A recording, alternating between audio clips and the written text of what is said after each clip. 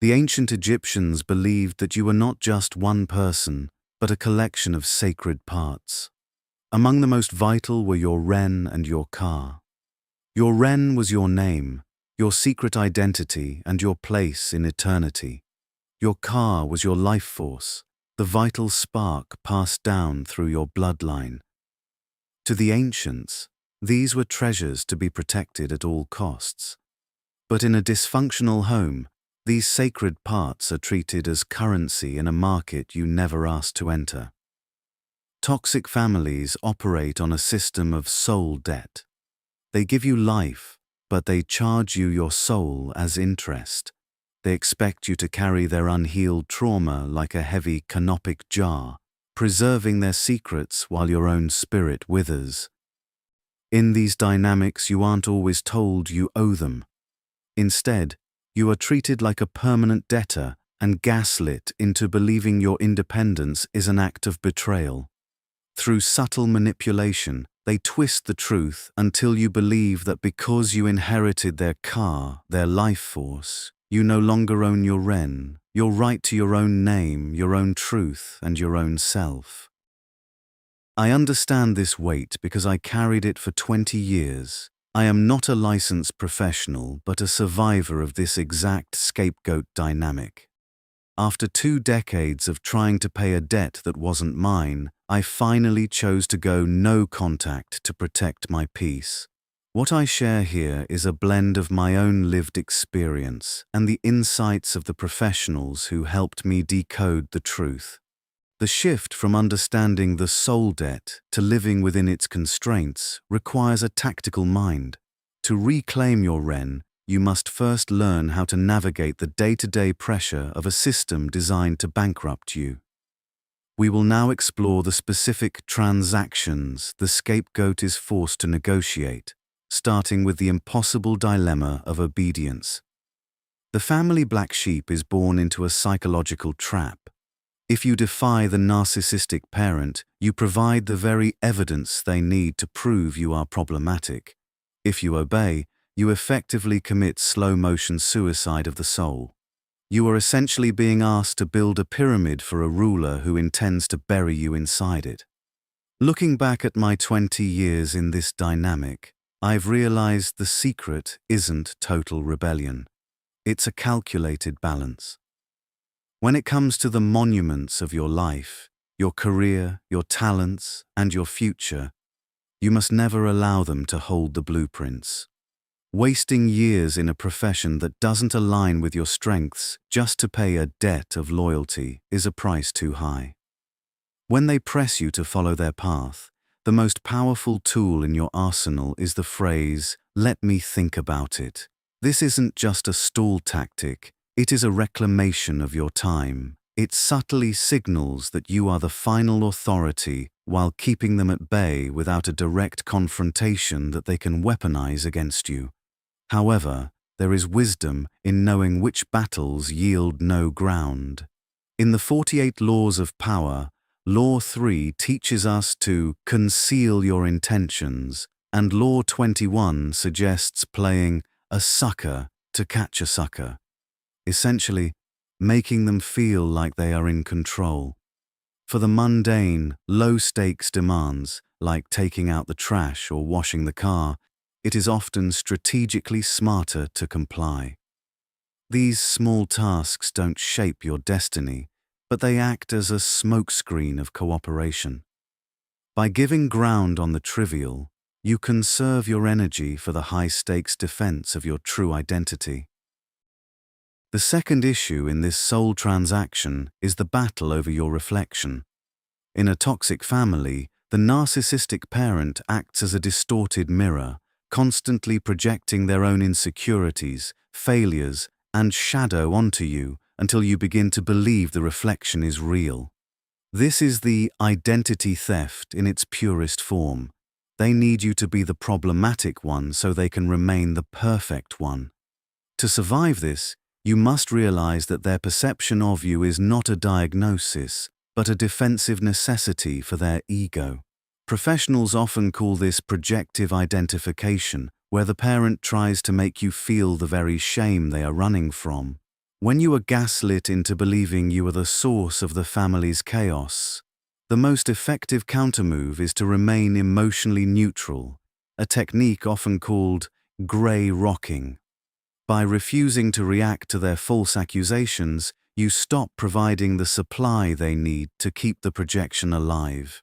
You aren't just protecting your peace, you are refusing to accept a wren or a name that was never yours to begin with, ensuring that their heavy shadow stays with its rightful owner.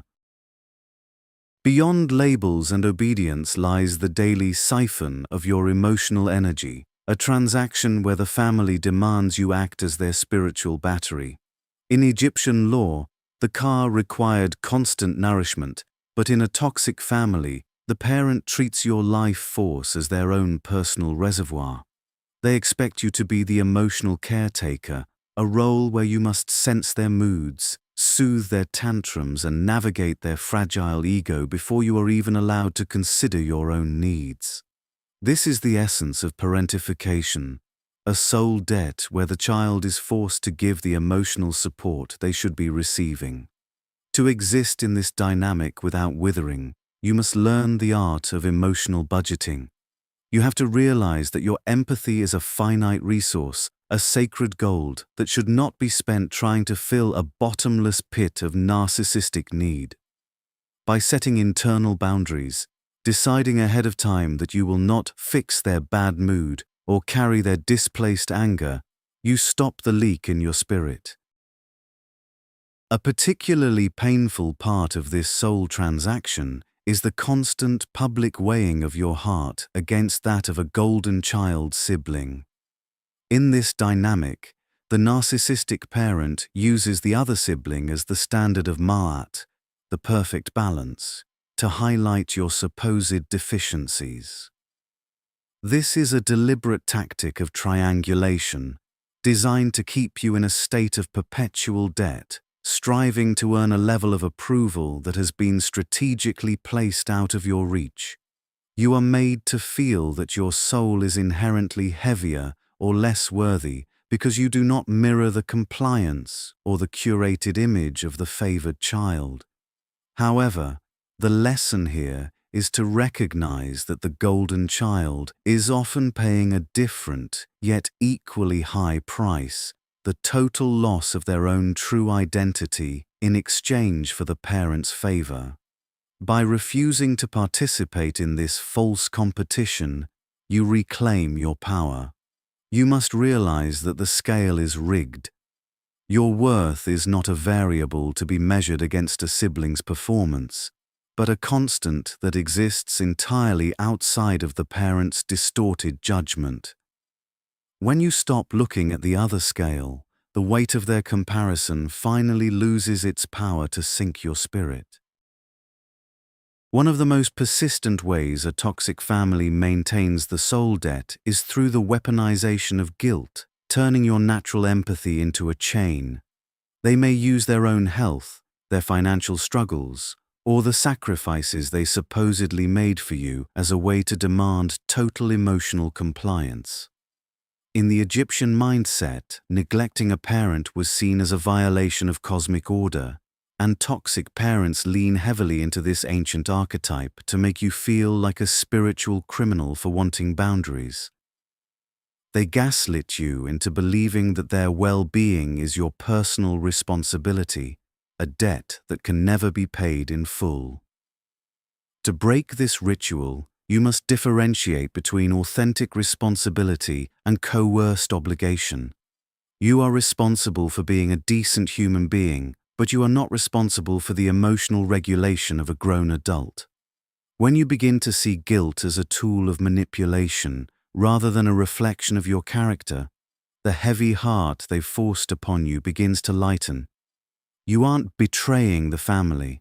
You are simply refusing to be the sacrificial lamb for a parent who refuses to heal themselves.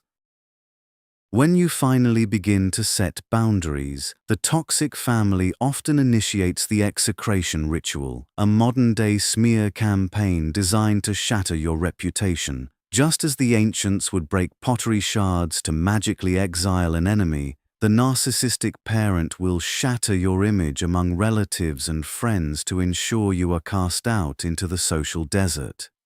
This is a strategic move to ensure that even if you find the strength to leave, you feel too radioactive to be welcomed elsewhere. They tell a version of your story where you are the aggressor and they are the long-suffering victim, a form of gaslighting that aims to isolate you from any external support system.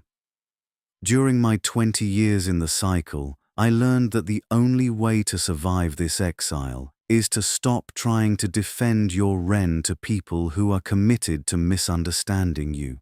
You have to accept that in their kingdom you will always be the villain, and that is a small price to pay for your freedom. Being the god of the desert like Set is far better than being a prisoner in a temple built on lies. Once you stop fearing their isolation, their primary weapon of control turns to dust. In the Egyptian afterlife, the ultimate goal was a restoration of the soul, a return to wholeness. In a toxic family, the soul debt is often held open by the promise of a future apology, the mirage that one day the parent will finally see the truth, validate your pain, and balance the scales.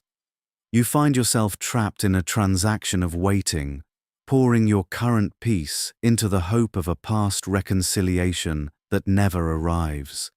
This is the most insidious form of gaslighting, where you are made to feel that your healing is dependent on their confession.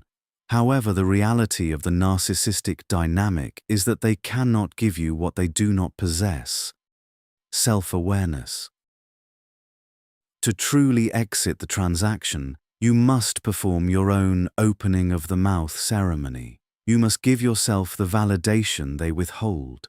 Realizing that the apology is not coming is not a defeat, it is the final payment. When you stop waiting for them to acknowledge the debt, you realize you are no longer bound by it. You are free to walk away from the empty tomb of their approval and finally begin to live in the light of your own reality. A subtle yet devastating part of the soul transaction is the family's attempt to claim eminent domain over your internal world, your ideas, your creativity, and your private thoughts. In this dynamic, the narcissistic parent views your intellectual output as a byproduct of their own greatness, or conversely, as a threat to be minimized. If you succeed, the glory belongs to them. If you fail, the shame is yours alone. This is a form of spiritual identity theft, where they attempt to harvest your Ren for their own legacy. They gaslit you into believing that you are incapable of original thought, or that your creative sparks are just hobbies that distract from your duty to the family. To protect your spirit, you must become a silent keeper of your own hoard. Learn to keep your grandest plans, your deepest insights, and your emerging talents hidden from their view until those things are strong enough to stand on their own. By creating a private sanctuary in your mind that they cannot enter, you ensure that your most sacred work remains untainted by their need for control. You are not being secretive, you are being a protector of the divine spark that belongs to no one but you. In the Egyptian worldview, continuity was everything. The past was meant to flow seamlessly into the future. But in a toxic family, that continuity is replaced by the forced inheritance of unhealed wounds. The narcissistic parent views you as a vessel for the baggage they refuse to unpack, effectively passing down their emotional isfet, or chaos, as if it were a family heirloom. This is a profound soul debt where you are expected to spend your adult life fixing a foundation you didn't break. They gaslit you into believing that their misery is your legacy, and that attempting to be happy is a form of ancestral betrayal. To break this cycle, you must realize that you are not a dumping ground for their ash. You have the right to sift through the inheritance and choose what to keep and what to bury.